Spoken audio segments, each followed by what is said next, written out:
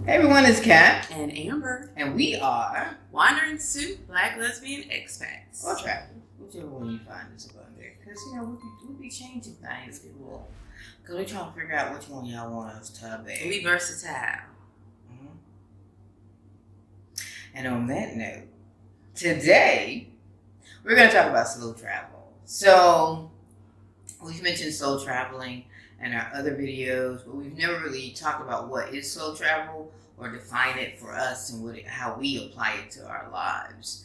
And it was actually a term that we came upon or stumbled upon after we were already in motion. We didn't really realize that this was something that was defined, right?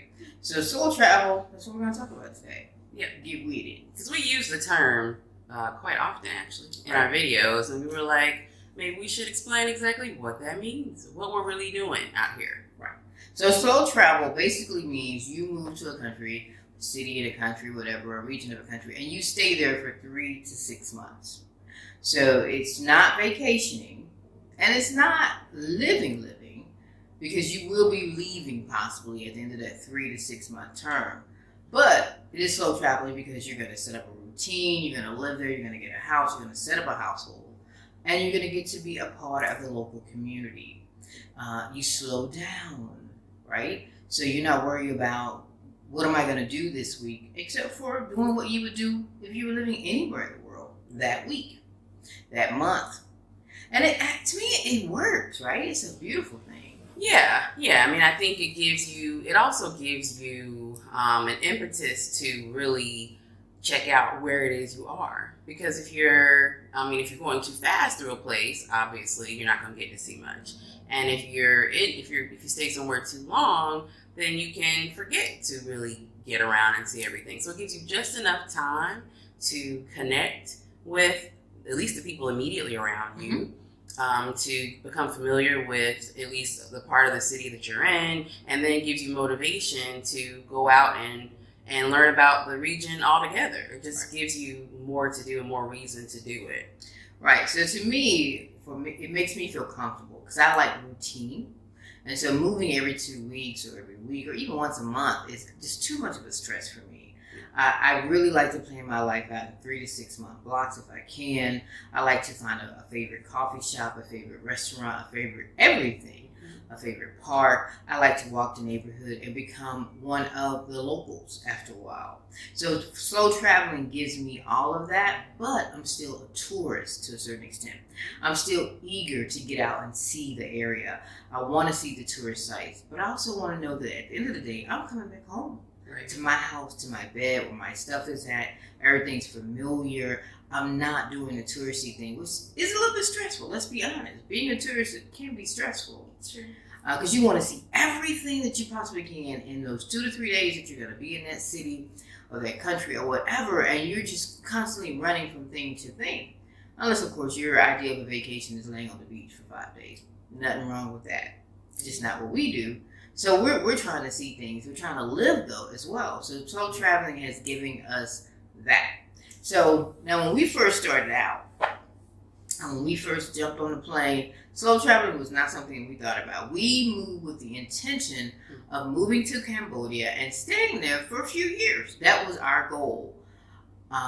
We got to Cambodia, and I quickly realized for me that this was not going to be home for 3 or 4 years. I don't know about you. What did you think? I don't know if I realized that as immediately as she did. I like Cambodia. But, it was nice to feel like, we don't have to stay. We're not stuck into our original plan. Like, that's great. Like, that felt really good to realize that. Like, you can be in something and not realize, I'm the one making all the rules. We're making our own rules. No one else is making it for us. So, when we talked about it, it was like, we can move. Why not? And everything there wasn't necessarily what we thought it was going to be, and it didn't all stack up exactly the way we were hoping. Right. So it was like, why not just move on? Right. Try something else. And we ended up being there about 7 months, right? So we did the 6 months. We were there for 30 days, and then we did another 6 month visa so that we could do what we eventually morphed into, which is slow traveling. And with that, we actually got to live in Siem Reap, and it was great. You know, we've left it, and we always talk about when we're going to go back and see how the city has grown and what has changed. But again, for me, I didn't see myself being there for 3 to 4 years, which was our ultimate goal when we left America, was to find somewhere that we could live for 3 or 4 years and possibly longer. To me, like I said, Cambodia was not it. I realized that soon after getting there, a couple of things just wasn't for me. Not to say that I did not love Cambodia. I think Cambodia is a great country.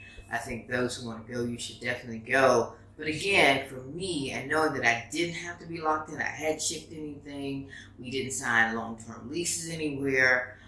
It was beautiful. It was a great experience, and I would do it all over again.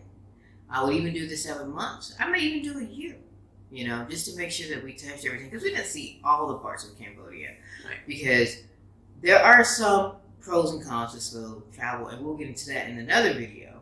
So be on the lookout for that. But that's our story, is that we moved to Cambodia, and then we realized, hey, maybe we should move and see the rest of Southeast Asia. Because our plan originally was to move to Cambodia, let that be our base. Yeah.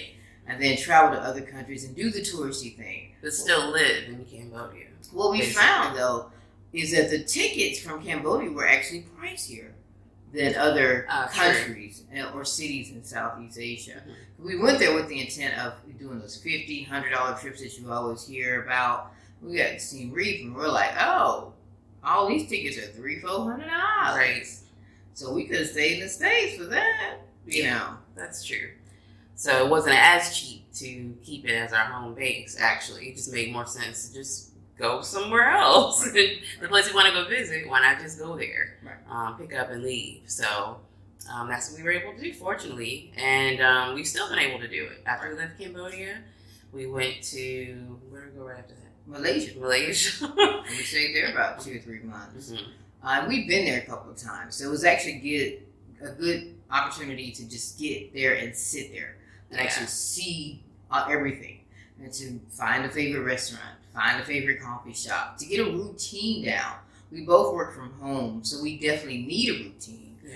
And slow travel really works if you are a family and you have kids. It works if you're not, but if you have kids and they are in school, which we had the boy homeschool, the boy in the room. He's in the room right now, by the way. And he's in school too. We'll talk about that too in another video.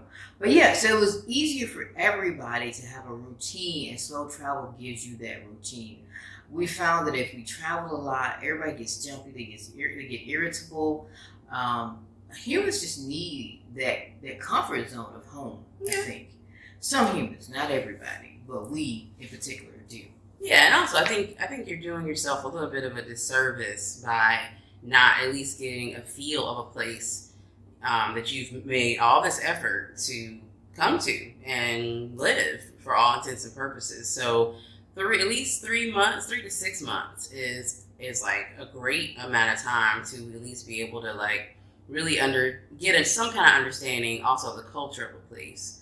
I mean, obviously it's not enough time to see everything and learn everything, but I think it helps, you know, especially if you have any thoughts or desires to like learn a language while you're traveling around. Staying for at least a few months, 3 to 6 months, gives you an opportunity to go to hear it enough and fortunately or hopefully get a chance to use a little bit of it to know if you really want to learn it. And then you can still do that after you're moving around.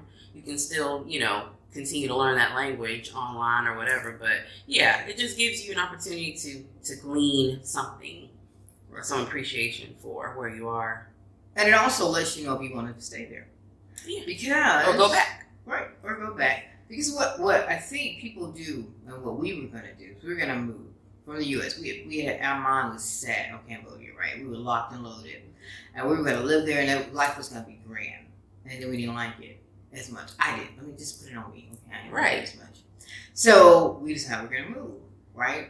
But if you've moved, a lot of people get stuck in that I've moved, I got to stick it out, right? You don't have to.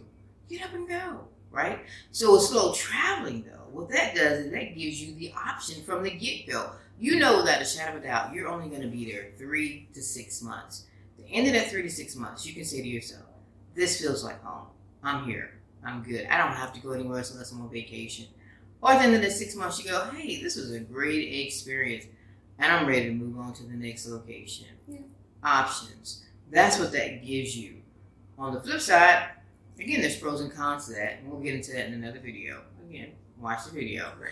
But when you're doing slow moving or slow traveling, just, keep your options open with the leases. Don't do a year lease, Yeah. You may have to pay a little bit more to do that sometimes. I don't know. Depends on where you're at. You may pay a little bit less. Get with Airbnb. That's the great thing about Airbnb is that you really can do, a couple months at a time.